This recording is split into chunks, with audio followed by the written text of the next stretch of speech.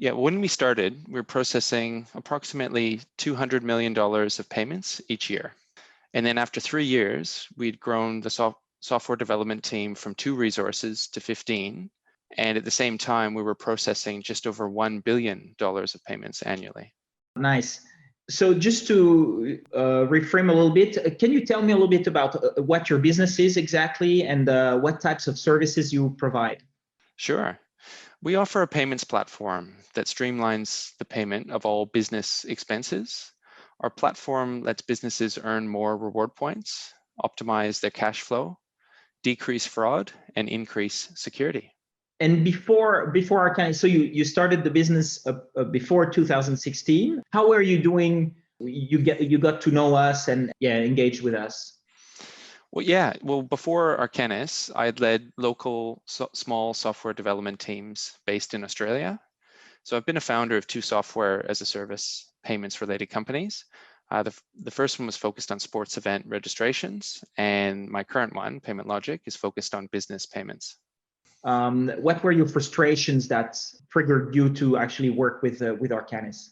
Well, at the time, finding good technical talent in Melbourne was quite difficult. I had advertised for local staff, but couldn't find any suitable candidates for just over 3 months, I think.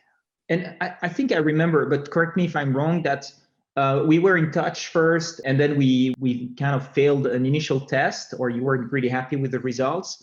And I think you went on to hire someone locally that actually, I think, left after 3 months or something like that. And that's when you kind of went back to looking at offshore. You shortlisted 3 or 4 companies to which you gave a proof of concept, and you invited us again. Of that you started working with us. Well, that's right. So, I mean, my original intention wasn't to find a team based in another country. I thought it might be easier to manage a team based in the same physical office. And it was really through a lack of being able to find suitable candidates over that period of time. And yes, we had one false start with a local candidate who I think got a better job offer after a week. And so out of a little bit of desperation, I thought, well, maybe we should give, I guess, a try to a new approach. And over that course of time, we did consider a few different providers based in the Philippines. I think Philippines is really a great match for Australia, given the time zone differences. And at that point, I suppose I had some reservations, and I wasn't sure how it might work with having a team based in another country. So we agreed on a proof of concept, which from memory was a small project that was meant to take 4 weeks worth of work. And right. I think it was a team based of 2 or 3 of your staff. And to be honest, the results just blew me away, because the team did such a good job in such a small period of time that I really didn't have any choice but to take those staff on a full-time basis to set up our first dedicated development team. That's cool. And the funny thing is, I think the guys who kind of failed the initial test were the exact same guys that actually did the proof of concept. Did you know that? Well, yes. And during the interview process, I mean, tests, at that point, we were doing written exams to test out the developer skills.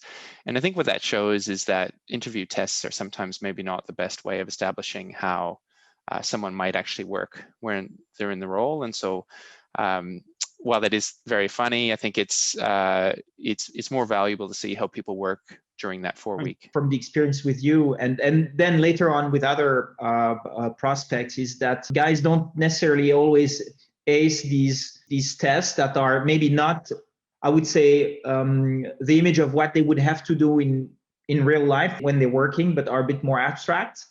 I don't know if it was the case with yours, but it's the case with a lot of other prospects. And then we just tell them, okay, well, give us a proof of concept or start working with us for about 2 weeks, and then see how it's going. And in these cases, we don't have any failure, actually. Yeah.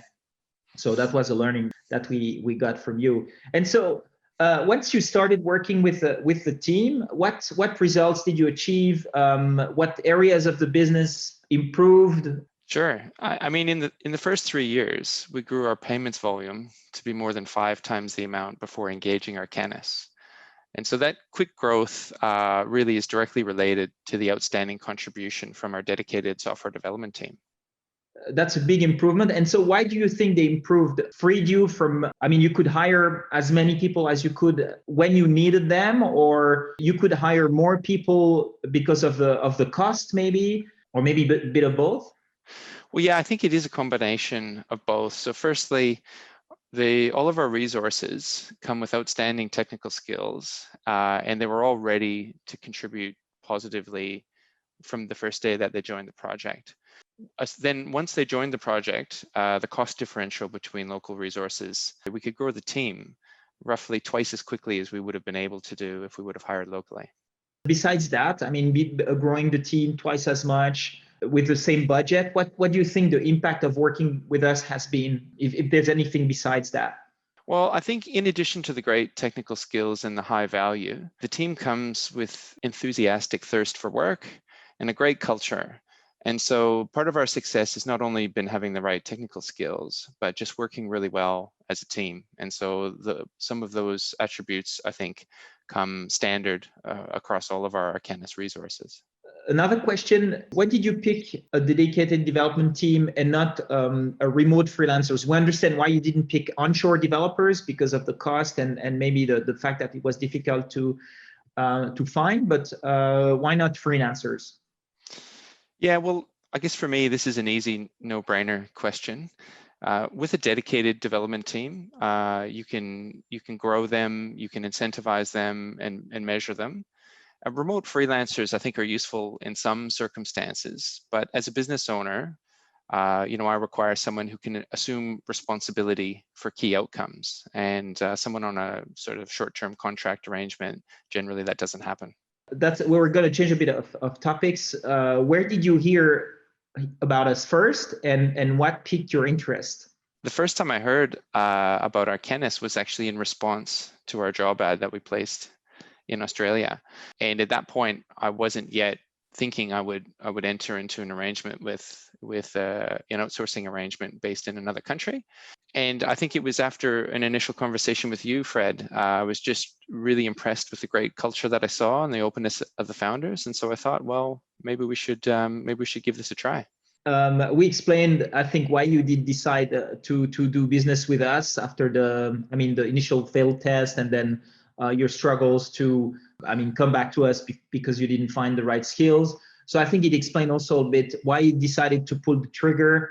You mentioned that because the results of the proof of concept were impressive or surprised you, I think in a good way, you decided to pull the trigger. Is that it? Absolutely. So, after the initial 4-week proof of concept activity, I was immediately sold on the value that Arcanus provides. The team did more work than we expected them to in the short time frame. They did to a really high quality. It was a very easy decision to bring those resources on full time. I have another question that I didn't think about, because you mentioned that you had sent the test to other companies as well, I think all in the Philippines. How did we compare to them? I've never asked you that question, actually. Look, I think the technical capabilities of the Arcanus staff are second to none. So the Arcanus staff did better in terms of programming knowledge and skills. And I think, to be honest, our original test may have been too much for anybody to complete within the time frame that we gave. It was attempting to assess a whole bunch of different things, but essentially your resources had better technical skills than anyone else that we considered for the arrangement. And was it also different in terms of the communication? I know there was not so much because we had this test on our end to do, and there was not so much collaboration really. Did you see any difference there, or besides the technical skills at the beginning? Well, I think I've always been able to communicate very well and effectively with our team members. One of the other maybe pleasant surprises for someone who hasn't considered outsourcing is that the team are fluent English speakers, and generally communication is not an issue. And these days with video conferencing and remote platforms, I guess it doesn't actually matter if those resources are not in the same office. Even more so because of the pandemic. Okay. Can you describe working with us? I mean, in what area do you get the most value? Because I mean, you almost have the entire technical team that's outsourced to us, which is a bit of an unusual setup because you're the CTO, and I think the reminder of the team is with us. Most of our other clients have, I would say, a bit more people in Australia or in Switzerland or wherever they are. Sure. I think our current team has certainly evolved over time. And so when we started, the first team members were developers, and we had other parts of our software development team based here in Melbourne. And through normal staff attrition and as well as the growth of the company, we've simply chosen to keep adding more Arcanus resources to help make our team grow as quickly as possible. What I can say is that the output of each of those resources is considerably higher for the Arcanus team members than what we were able to achieve and measure in the past with local staff. So not only do the team have great technical skills, as I mentioned before, they came ready and trained to meaningfully contribute from the very first day.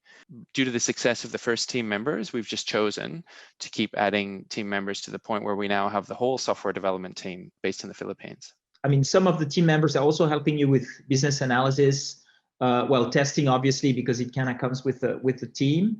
Is that correct?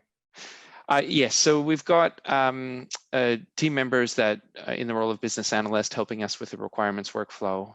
We have a UI designer on the team as well who luckily for us does some JavaScript and client-side development in addition to her design work. We have 2 full Scrum teams of 3 developers and 2 QA engineers work contained in self-managed Scrum team. And we also have an additional test lead and project manager that sit over the top and just help us keep everything running smoothly. Cool. So how likely are you to recommend us, and why should someone listening take action right now? Well, very likely. Anyone listening right now should take action if they want to enable significant business growth quickly using high resources at great value. Okay, cool. Thanks. And if there's anything we can improve, what can we improve? So far, maybe that's the hardest question. More freebies for your clients, maybe? More freebies. Okay, what does it entail? I know we sent you once a few beers. Is that what you're referring to? Well, they're always welcome. I mean, any just obviously joking a little bit. I can't honestly think of anything where we feel that you're not giving us good value, excellent resources. So I can't think of any immediate improvements that I would require from you.